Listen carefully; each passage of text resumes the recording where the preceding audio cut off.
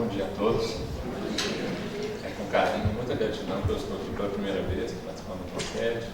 Sempre vi os meninos lá da associação participando e sempre achei muito interessante a oportunidade de trazer para cá essa nossa experiência, esse aprendizado, esse convívio afetivo com todo mundo aqui, que é o que aquece os corações e que faz com que a gente pense cada vez mais que vale a pena caminhar fazer essa caminhada aqui do encontro da ciência com a espiritualidade.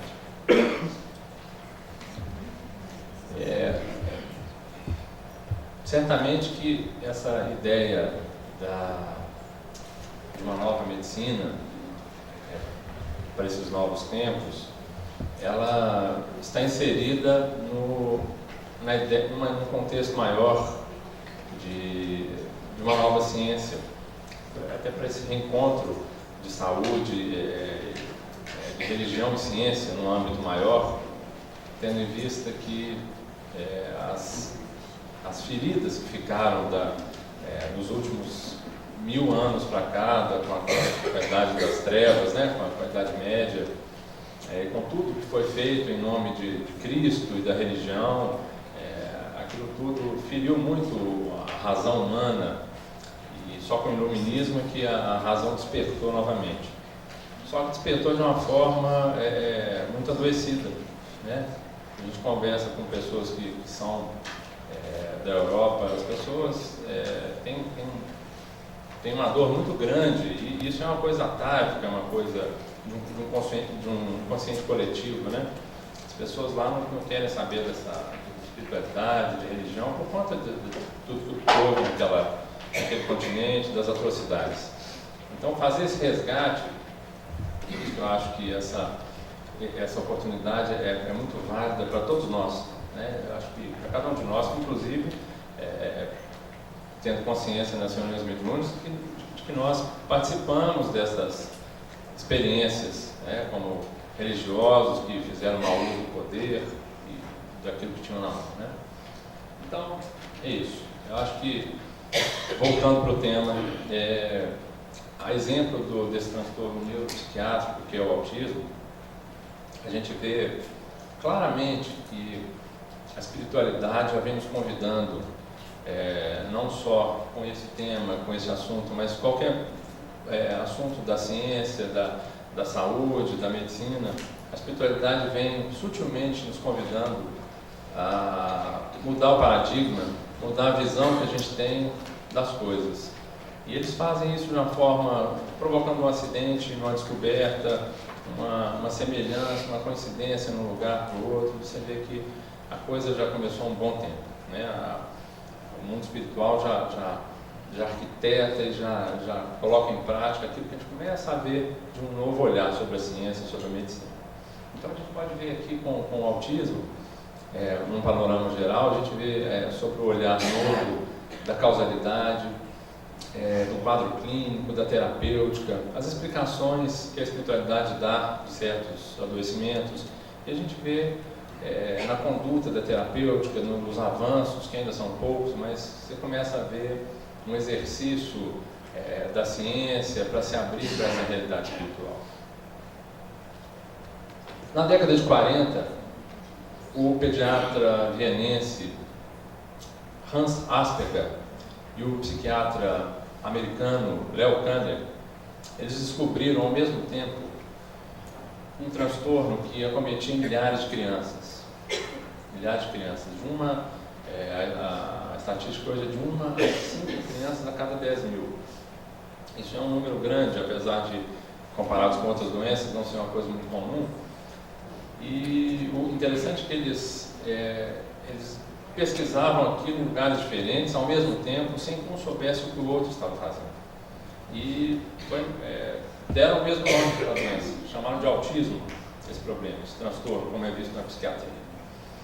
E esse nome, do ponto de vista etimológico, é um nome que eles não poderiam ter dado um nome melhor, porque autismo vem do grego autos, quer dizer de si mesmo. E esse é o traço mais flagrante do autismo. As pessoas com esse problema, eles se afastam do mundo externo, né? As crianças que têm autismo, elas Ao contrário das crianças normais que exploram o mundo externo, que se relacionam espontaneamente, né? O autista ele se isola no mundo interior, no seu mundo próprio. Eu me lembro o quão espontâneo é essa comunicação que é falha nos autistas. Um conhecido, um amigo, um grande amigo, levou o filho para a África do Sul e ele falava inglês, a mulher, e o menininho tinha 3 ou 4 anos de idade. E eles estavam conversando com os amigos que moram lá, e o menino, no meio de 6 crianças africanas, todas falando inglês. O menino não entendeu o que estava acontecendo, parando, olhando. E esse amigo meu me surpreendeu que ele, ao olhar, assim, o menino estava inventando uma língua própria, estava assim, blá, blá, blá, blá, blá, blá, blá, blá. E os meninos olhando com o olho arregalado, assim, o que o Lucas está fazendo? Ele estava se comunicando, e assim, é uma coisa espontânea, assim, ele estava numa boa lá, brincando. E como que isso é espontâneo, né? Essa afetividade, essa ligação com o social, e o tanto que a gente vê que isso é importante nas nossas vidas, né? E o autista, dentro do sofrimento dele, não consegue fazer isso. Mas o incrível nessa história, na história do autismo, foi essa coincidência, que foi considerada inacreditável no meio acadêmico, no meio científico. Para nós, uma clara evidência da intervenção espiritual já naquela época, chamando a atenção, né? Não foi uma coisa, um acaso, uma coisa fortuita. A espiritualidade já chamando a atenção para aquela dor, para aquele sofrimento daquelas crianças, daquelas pessoas.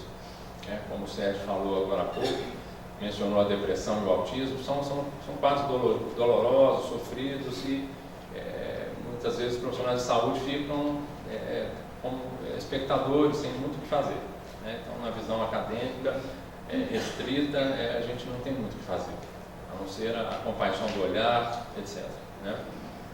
Então, isso foi considerado uma coincidência incrível, e é muito incrível como na história da humanidade, das invenções, dos avanços tecnológicos, essa caminhada é permeada por esse tipo de coisa, né? A descoberta da penicilina foi assim, foi um acidente. A invenção do avião é um outro exemplo que a gente tem, né? Os irmãos Wright nos Estados Unidos, Zeppelin na Alemanha, Santos Dumont, todos trabalhavam no mesmo projeto, sem que soubessem que aquilo era arquitetado, era orquestrado pelo espírito de Leonardo da Vinci, né? Então, são obras que não são, na verdade não somos coautores, né? Como lembrou o André. E, na realidade, a gente constrói pouco, a gente participa muito, tem a nossa participação, é claro, mas na realidade a espiritualidade está o tempo todo fazendo essa transformação que a gente tanto espera.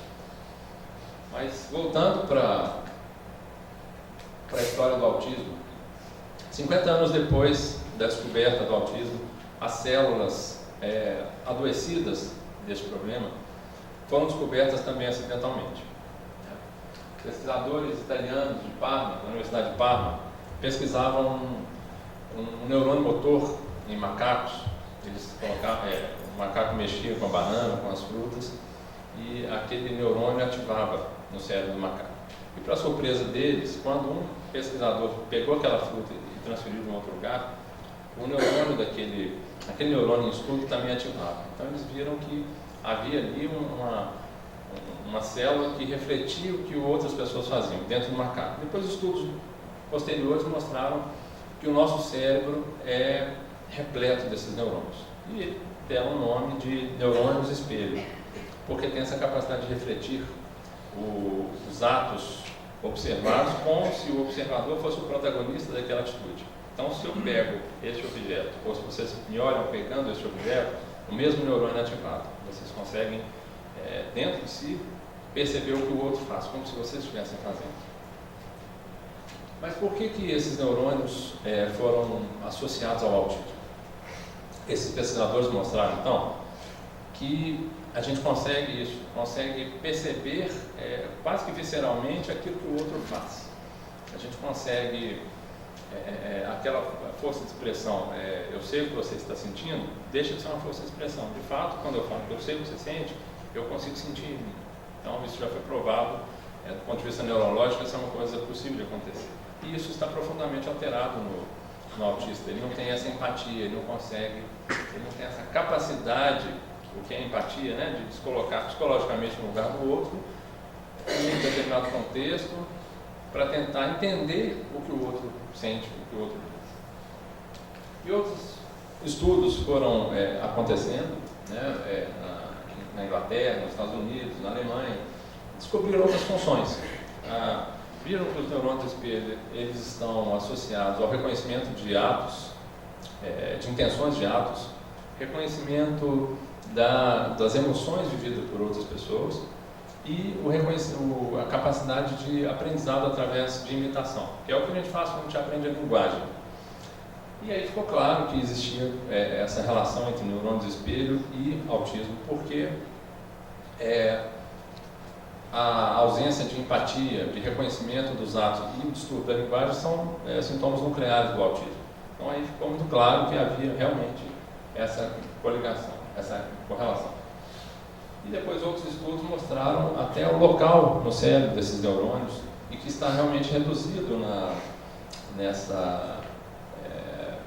em determinadas regiões em pacientes com autismo.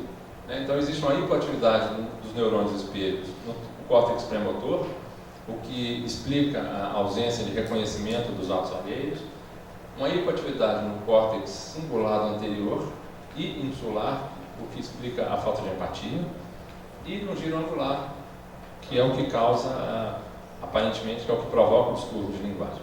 Então vocês observam todo esse avanço científico graças a um acidente, a uma coincidência lá com os macaquinhos de suas bananas. Então, realmente, se tem uma invenção que é genuinamente humana, é o tal da palavra acaso, que é um pretexto que a gente arruma no orgulho da gente para poder pegar a patente das obras do mundo espiritual. Nós somos coautores e uma quantidade menor do parcelo aí que é nossa. E aí, essa é uma cena do filme Rain Man, um filme com o Dustin Hoffman, e ele é o protagonista do filme, faz um autista. É um filme muito interessante, vale a pena ver para entender o que é o quadro, né, psicopatológico do autismo. É um filme muito bem feito. E o autismo, então, é considerado pela Organização Mundial de Saúde como sendo um transtorno invasivo do desenvolvimento. Hoje, o DSM-5, que é um manual da Associação de Psiquiatria Americana, amplia isso de uma forma melhor. Eles colocam como transtorno do espectro autista, porque aí considera vários níveis de gravidade, de recuperação. Então isso se ampliou, vai da síndrome de Asperger até um autismo clássico, que é um comprometimento, uma funcionalidade muito comprometida. E essa é então considerado um quadro onde há um desenvolvimento anormal antes dos 3 anos de idade da criança e um funcionamento anormal em 3 áreas principais: interação social, comunicação e comportamento. As alterações de interação social são observadas na ausência de empatia, que a gente já falou, né? Na falta de reconhecimento de resposta às emoções alheias, né? A criança autista às vezes não consegue reagir a uma expressão de emoção, então existe um congelamento afetivo, por assim dizer, e o isolamento social, que é muito grave, dependendo do tipo do autismo. A alteração de comunicação a gente percebe na falta do uso social da linguagem, a expressão pobre, a pobreza de expressão verbal, a ausência da linguagem verbal efetiva e também na ausência na dificuldade em fazer jogos de imitação que são usados para o aprendizado da linguagem. O comportamento do autista é restrito, repetitivo, tem movimentos repetitivos, são os movimentos estereotipados, preocupações estereotipadas com datas, horários e itinerários. Alguns outros sintomas inespecíficos também podem acontecer, como ataques de birra, auto e heteroagressividade, fobias, distúrbios alimentares, são coisas que acontecem, são inespecíficas, mas podem acontecer também. Existe comorbidade com a deficiência intelectual, a deficiência mental, que é antigamente chamada assim, em 3/4 dos casos, mas podem ocorrer vários níveis de QI, até QIs muito elevados. E essa cena retratada aqui do filme mostra uma coisa curiosa, que é a capacidade prodigiosa do autista para cálculo, música, memória, matemática. Então eles têm uma capacidade que demonstra até um resquício, por assim dizer, uma marca espiritual da inteligência daquele espírito, mas de certa forma improdutivo, na maioria dos casos. Nessa cena do filme eles mostram, ele reconhece eles estavam numa lanchonete e a garçonete deixa cair uma caixa de fósforos e cai assim, dezenas de fósforos e ele imediatamente conta para 68, um número assim. Então ele tem você vê que tem uma inteligência, uma capacidade muito grande, mas muitas vezes improdutiva. Então as causas, aqui na visão acadêmica, científica, quando a gente faz o estudo das causas dessa patologia, a gente vê que a maioria das causas, na maioria dos casos é desconhecido, não se sabe a causa do autismo, na grande maioria das vezes. Os poucos casos em que é possível considerar uma causa, isso é decorrente de condições médicas, presumivelmente decorrentes, poucos casos de infecções intrauterinas, como rubéola congênita, doenças genéticas, como a síndrome do X frágil, aquela síndrome fetal alcoólica, que é quando a mãe abusa do álcool ou droga, que causa um distúrbio. Então são situações possíveis, né? Mas a grande maioria dos casos não se sabe a causa. O que se sabe é que se atribui todo o comportamento autístico a alterações neurológicas desses neurônios de espelho, que são as células que até hoje até onde se chegou, né, nas pesquisas. Então existe um limite. Aqui a gente entra no limite da ciência. Aqui a gente alcança a fronteira da ciência. Além disso, não se sabe mais nada, né? E aí a gente entra nas outras possibilidades.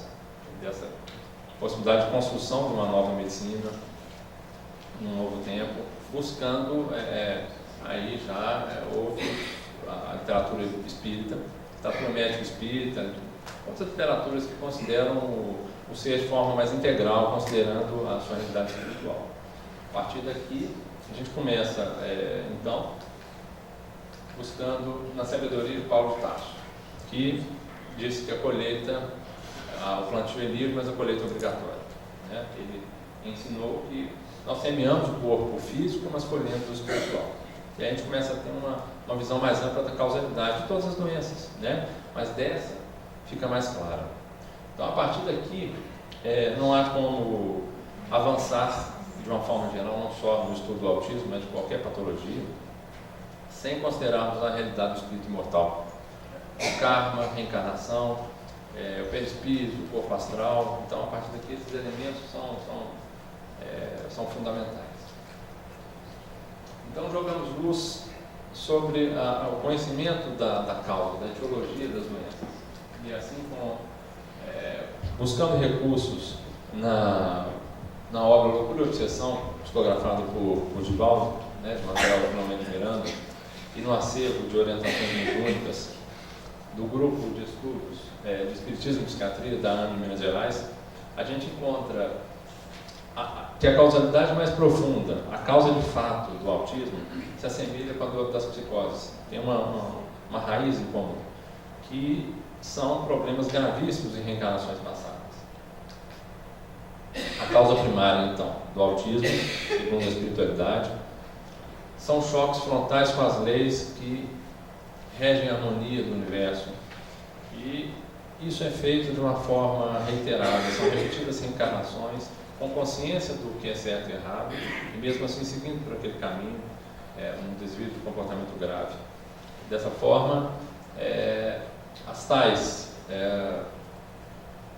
alterações genéticas, porque a tendência acaba sendo a explicação para uma tendência de bagagem genética, é provocada então por esses repetidos erros no passado, graves erros com prejuízo a terceiros, e fica mais claro então que a situação é bem mais profunda, atravessa as fronteiras da encarnação atual.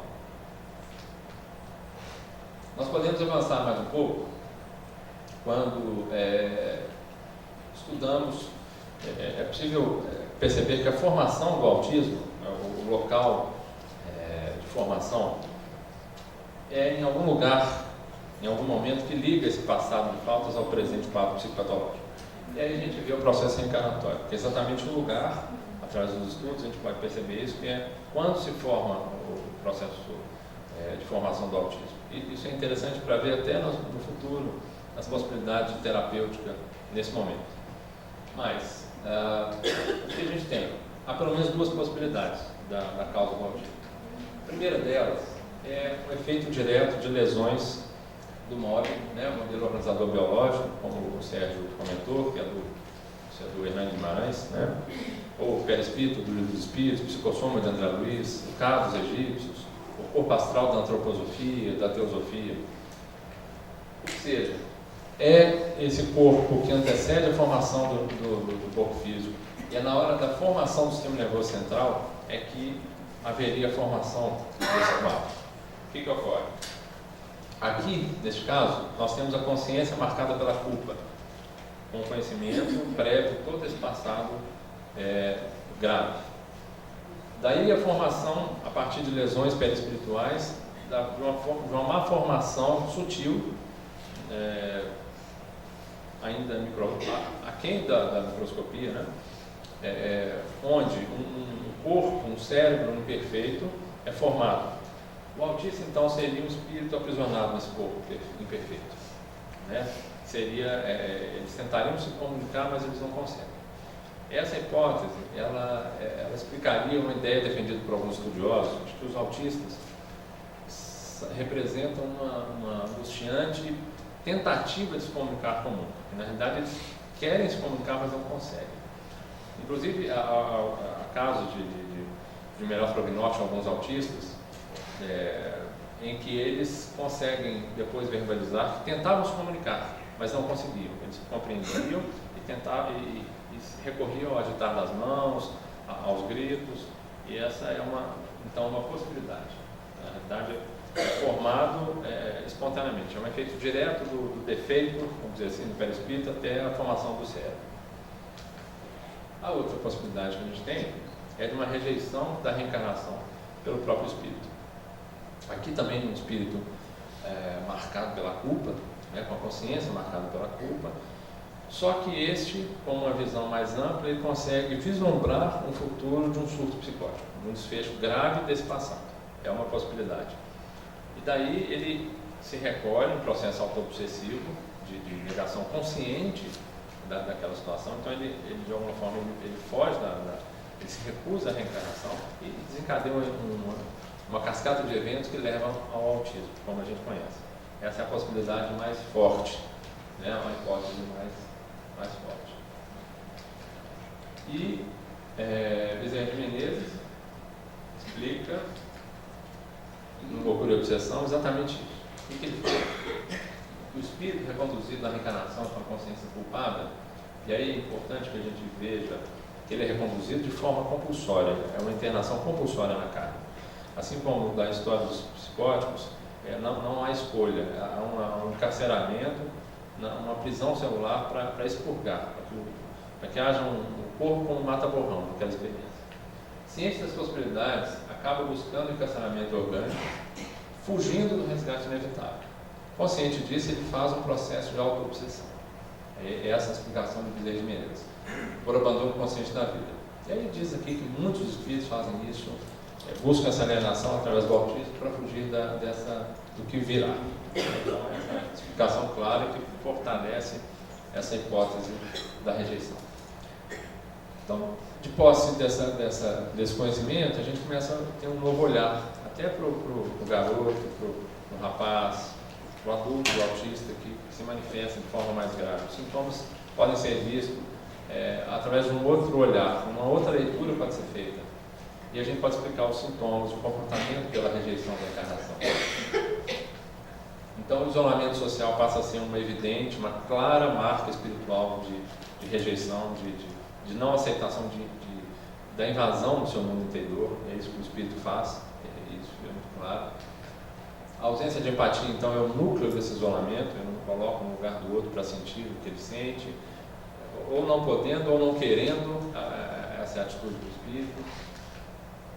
Só que como o abandono do convívio social completamente é impossível, ele acaba se manifestando de alguma forma com esses movimentos repetitivos. Então tem um girar de pratos, de um brinquedo, movimentos repetitivos, aquilo prende a atenção nessas rotinas irrelevantes e tira do convívio social que ele é obrigado a fazer.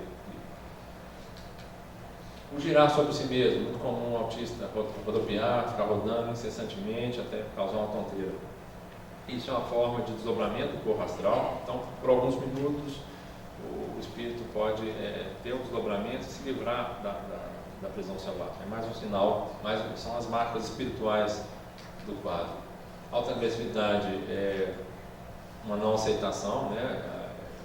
Muitas vezes o espírito, o autista, ele rejeita uma parte do corpo, se machuca um braço, uma perna, então ele vai agredindo, então assim, ele projeta naquele espaço essa rejeição à própria personalidade encarnada.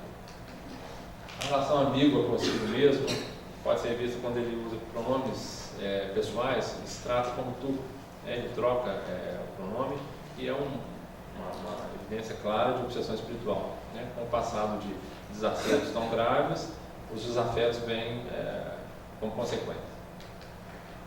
E a disfunção da linguagem ou comunicação, que merece uma atenção especial. Afinal, o que o autista quer nos dizer a todos quando ele fica em silêncio? O porquê dessa linguagem? Por que isso é o principal? Né? Aqui nós temos a hipótese de Hermínio Miranda nos livros Alquimia da Mente e Autismo, a Leitura Espiritual. Aqui o autor ele desenvolve uma consistente hipótese de que o espírito, ao reencarnar, ele se situa no hemisfério direito do cérebro e ali fica, naquela região, por 2 ou 3 anos. A partir dali, transfere para o hemisfério esquerdo essa capacidade, essa função da fala, da linguagem, da comunicação. E não é o que acontece com os autistas. Eles permanecem fixados na área não verbal do cérebro, que seria o hemisfério direito. Então essa é a explicação possível e compreensível, porque um espírito que vem compulsoriamente, não quer reencarnar, ele vai tornar o sistema de linguagem de comunicação com o meio externo o mais precário possível, né? O mais rudimentar possível. É bem plausível, né? E há algumas informações da neurociência que fortalecem essa hipótese, né? Primeiro é que até o 2º ou 3º ano de vida, o corpo caloso, que é uma estrutura que liga os dois lados do cérebro, o hemisfério esquerdo e direito, ele não assume o papel de separação das funções de cada lado do cérebro. Isso não é uma coisa matemática, sabe-se hoje que isso depende de vários fatores, da pessoa, cultural, racial, enfim. Mas essa estrutura do corpo caloso, ela não faz essa separação até os 2, 3 anos de idade. Então,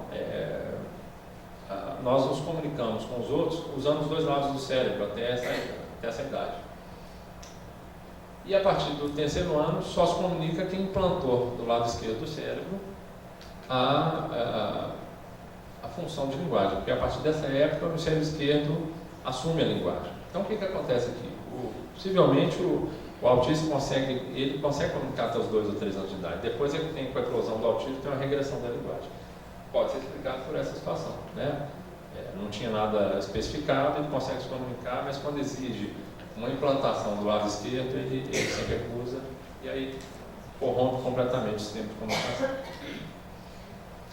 Agora eu coloco um pouco aqui de uma possibilidade da visão da antroposofia, né? Que assim como a homeopatia, são medicinas que certamente farão parte dessa medicina do futuro, né? Que tem uma visão do ser integral, tem uma visão espiritualista, uma visão cristã mais amplificada. A antroposofia, ela foi fundada por Rudolf Steiner, filósofo austríaco, que certamente a criou trazendo seus conhecimentos da teosofia, né? E de suas experiências espirituais. Acredito eu que mediúnicas.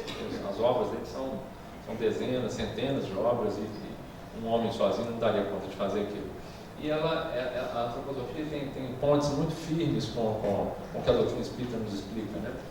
a começar pela constituição do ser humano, o corpo físico, etérico, astral, o eu, que é o espírito. Então, Rudolf Steiner coloca nas suas variações da antroposofia, medicina antroposófica, na pedagogia Waldorf, que faz 100 anos agora, e essa é uma lousa que os professores desenham nas escolas Waldorf, e elas buscam sempre isso, o ensinamento das crianças, né? O Sérgio falava das crianças espíritas que começam a ter contato com isso. Dentro dessas escolas, as crianças tomam conhecimento também da espiritualidade, da importância da natureza, da família, do amor, da simplicidade, da beleza, das artes. Então, as ciências são coisas muito curiosas, a forma como eles lidam com os sentimentos, com a espiritualidade. E então, a filosofia cristã.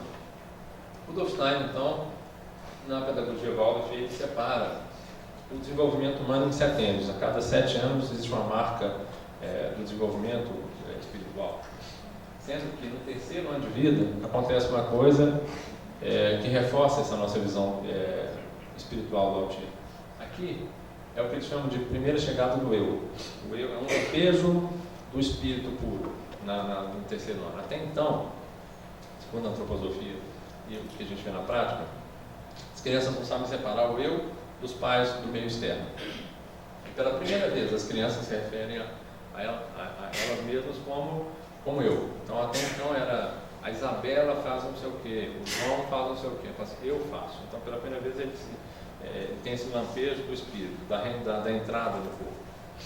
E o que é profundamente adulterado no desenvolvimento do autismo.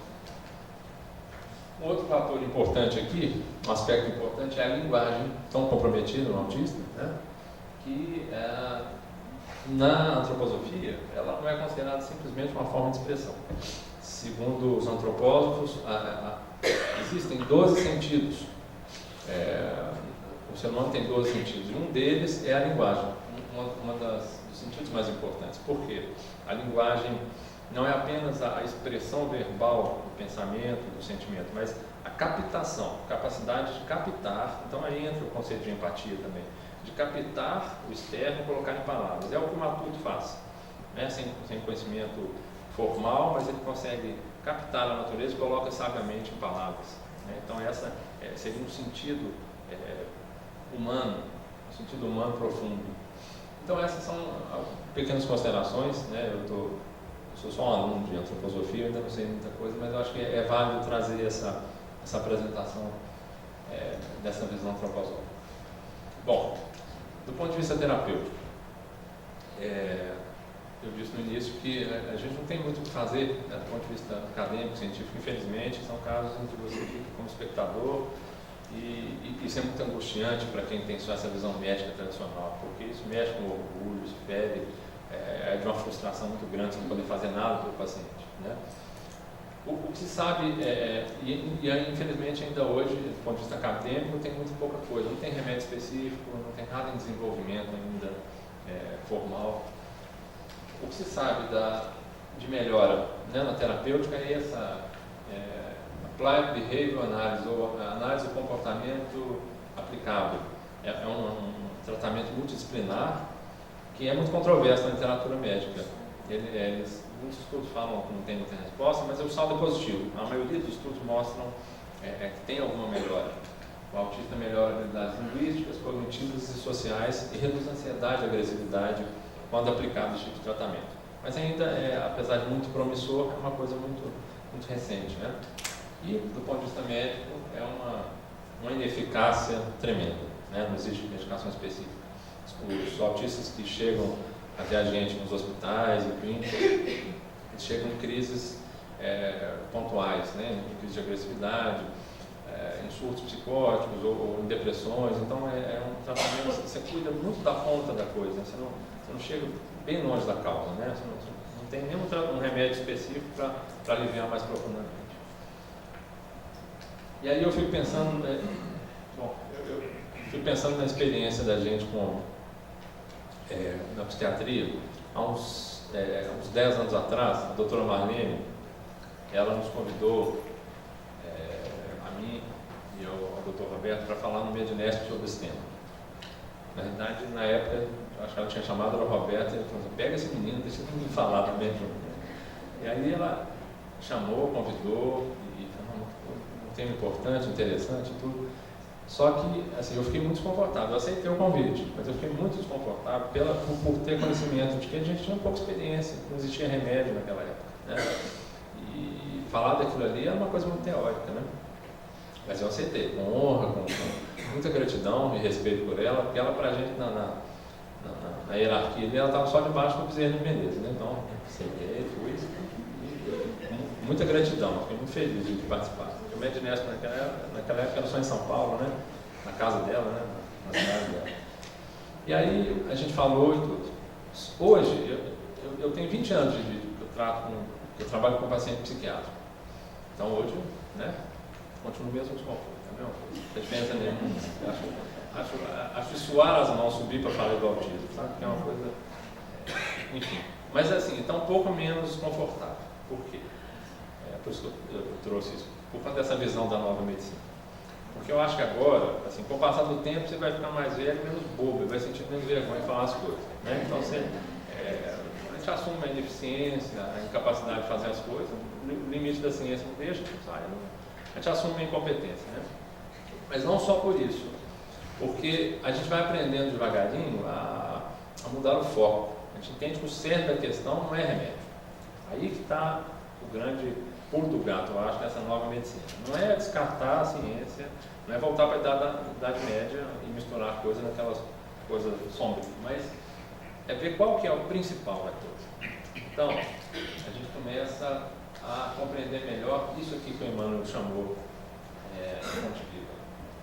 Ele falou o seguinte, olha só, para relembrar. Se te encontras enfermo, não acredites que a ação medicamentosa através da boca dos poros te possa restaurar integralmente. Emmanuel falou isso de coisa há 50 anos atrás, não. Acho que isso vai para os próximos 50, 100. Isso é atemporal. Isso é atemporal, né? Porque mesmo que inventemos, ou que inventem uma medicação específica, a coisa ainda vai ser na superfície, né? A causa é muito mais profunda, e aí entra isso aqui como terapêutico, né? Se estás doente, meu amigo, acima de qualquer medicação, aprende a orar e a entender, auxiliar e a preparar o coração para a grande mudança. Ele botou isso com um G e com um M maiúsculo, que eu não entendi muito não, mas dá para a gente tentar entender, né, devagarinho. Então isso aqui, quando você compreende isso, você vê que é realmente a chave de mudança dessa nossa visão, desse nosso paradigma diante da saúde, da doença, dos avanços tecnológicos, etc. E quando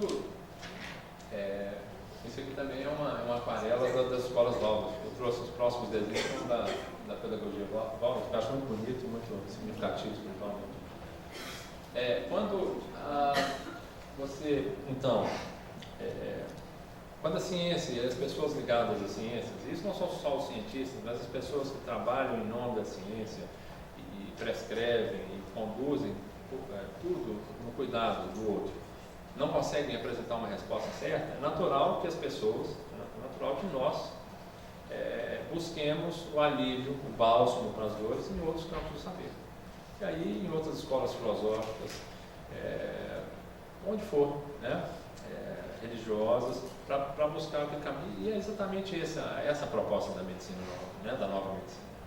Então, aqui trago de novo Rudolf Steiner, na antroposofia. Ele diz uma coisa que a gente vê muito na doutrina espírita, né? Aquela história do mata-borrão, das expiações, das reencarnações terapêuticas. Ele diz o seguinte, que em tempos antigos, né, os iniciados, ele vai bem profundamente, existia a compreensão que doente todo ser humano nasce, e que a vida é um processo de cura. Então, pronto, acabou a história, está resolvido. Vamos viver, que a vida cura tudo, não tem que tratar nada. Mas não é tão simples assim, né? Porque senão a gente vai cruzar os braços e deixar a coisa fluir, tudo vai ficar assim que tem que ser, mas não. Isso é um conforto, né? De saber que o processo em si mesmo, a doença em si é a cura, é a autocura, né? Ela nos convida a refletir, a imaginar, a sentir o para que adoecemos, o porquê adoecemos, né? Inclusive, nome de livro da Associação Médica Espírita está sendo vendido, por que adoecemos, né? Viu? Também ser vendido. Então, o que a gente tem aqui nas palavras dos Espíritos? O exercício do amor. Então, isso aqui não é nada passivo cruzar os braços, né? A proposta da espiritualidade é que isso pode ser algo da terapêutica, que isso pode ser colocado em prática. Então, lembrando de um caso que há no livro Chico Xavier, A Sombra do Abacateiro, acho que é isso mesmo, né? Certo dia, o Chico Xavier estava lá atendendo as pessoas e apareceu um médico espírita com um casal, com um filhinho de 1 ano e meio no colo. E o médico, é bem simbólico, esse médico ainda até o Chico, né? Assim, o que a gente vai fazer com essa situação? Não tem o que ser. Né?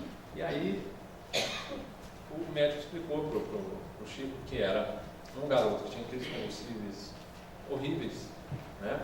E um diagnóstico de autismo. E nas crises convulsivas, o espírito fazia exatamente aquilo. Ele se debatia, ele se contorcia para se livrar do corpo. Essa era a visão que eles tiveram.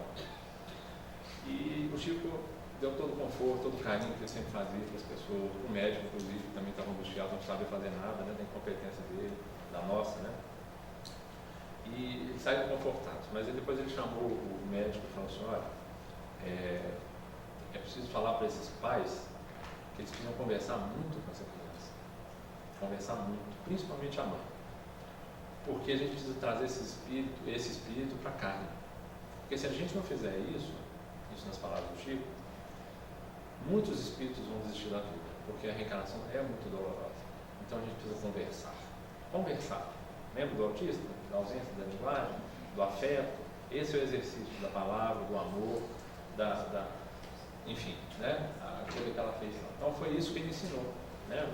Então a espiritualidade através do Chico, o Chico através da espiritualidade, enfim, todo aquele ambiente dando dicas do que é a conduta terapêutica nesse caso. É a construção de uma ponte para o mundo interno do autista, através do amor, né? Já que o autista não aceita fazer esse caminho oposto, não aceita ou não consegue, depende do caso. Então é fazer essa construção amorosa de um caminho até o coração do paciente, através da vibração sutil das emoções, da tolerância, da aceitação do outro como ele de toda a paciência, de tudo mais. Então esse é o caminho, esse é o exercício do amor. E se a gente pensar bem, isso serve para todos nós, né? Eu acho que não estamos falando do outro, mas quantas vezes nós nos isolamos do sintoma autista? Né? Nos isolamos nas nossas casas, nos nossos mundos particulares e colocamos uma barreira. Quantas vezes a gente não se coloca no lugar do outro, ausência de empatia, para ouvir o que o outro tem a dizer, né? Nos enclausurando desse castelo de vaidade e orgulho das nossas verdades pessoais. Quantas vezes a gente não se comporta de forma agressiva, presa a rotinas massacrantes, rotinas alienantes e que nos afastam, né? Hoje tem esse negócio aqui, né? Esse troço aqui, ó, né? Essas redes sociais aí que vieram para... Tem muita coisa boa, né? Mas assim, o tanto que se isola as pessoas, né? Isso é uma coisa totalmente alienante do ponto de vista. A espiritualidade já se manifestou nas reuniões mediúnicas nossas, como que eles agem através disso. Assim, isso aí é muito bom para a gente. Então, em reuniões de obsessão, eles citam isso, assim, rede social como instrumento. Então, isso é um isolamento. Quantas vezes a gente se comporta dessa forma?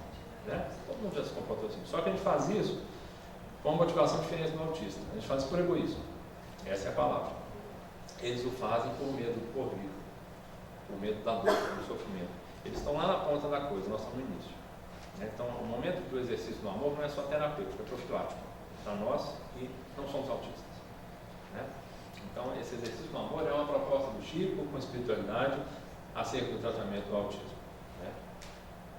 Mas fica parecendo que é só uma coisa de conforto, né? O afeto, o carinho, você não tem que fazer, então vamos agir com amor, com carinho. Na realidade, essa coisa vai muito além, né? Eu estava conversando com o senhor ontem, lembrando que tem um professor meu, esse é muito antigo, né? Os povos primitivos eles têm esse exercício no amor. Tem um professor meu que é antropólogo e médico antroposófico, ele passou um tempo com os índios na Amazônia e ele falou que o cuidado que eles têm com as crianças, eles falam o seguinte: não existe órfãos nas tribos indígenas. Primeiro porque eles não sabem bem quem é o pai, não, porque assim, a mãe, sério, a mãe casa, o filho, aí eles se separam. Aí o o índio vai, carrega a tralha para casa do pai e da mãe, volta, eu vou passar um tempo. Aí ela casa com o irmão, e assim, sabe quem é a mãe, em algumas tribos, mas pai não. E não é nada nesse sentido pejorativo, não. É uma coisa do amor deles, assim. Eles fazem isso com a pureza, com a ingenuidade que é deles. Então, assim, não se sabe muito bem quem é o pai. Primeiro por isso, mas mãe todo mundo sabe. Agora, se você perde o pai e a mãe, a comunidade indígena toda cuida das crianças. Então, assim, não existe órfãos, todos são pais das crianças. E, certa vez, esse antropólogo, caminhando com um desses índios numa cidade grande, o índio viu algumas crianças no trânsito, crianças abandonadas, né? E o índio ficou assustado, falou assim, vocês não vão pegar essas crianças não? Quem vai cuidar dessas crianças? E ele ficou sem saber o que falar, falou, não, mas isso aí é porque eles perderam os pais. Ele ficou tentando justificar, falou, em Deus, vocês vão fazer o quê? O índio quase bateu nele, vocês não vão pegar essa criança, quase que ele pegou a criança. Então assim, isso são as sociedades primitivas ensinando para a gente o exercício do amor. Então isso é uma coisa que não... é uma coisa profunda e uma coisa que é atemporal também, né? Agora, falar de amor, de exercício de amor no tratamento, fica parecendo muito que é realmente um lentivo, é um bálsamo, mas é uma coisa que não vai além, né? Assim, será que isso vai ajudar no tratamento da doença? E aí a gente tem um maravilhoso livro, Revolução dos Adultos, né? O André falava mais cedo dos biófilos, né? E a gente vê, esse livro foi escrito, essa parte foi escrita em 1958, né? E aqui nesse livro, André Luiz deixa claro a possibilidade que o amor pode ser terapêutico. A ciência ainda não descobriu isso, mas lá atrás eles falavam, né? Que a hereditariedade relativa, mas compulsória, detalhará o corpo físico de que necessita em determinada encarnação. Ou seja, nós herdamos aquilo que necessitamos, então herdamos de nós mesmos, né? Pegamos características do pai, da mãe, mas já foi com a nossa necessidade. Então a questão da bagagem genética, até na questão das doenças, é claro, é muito claro.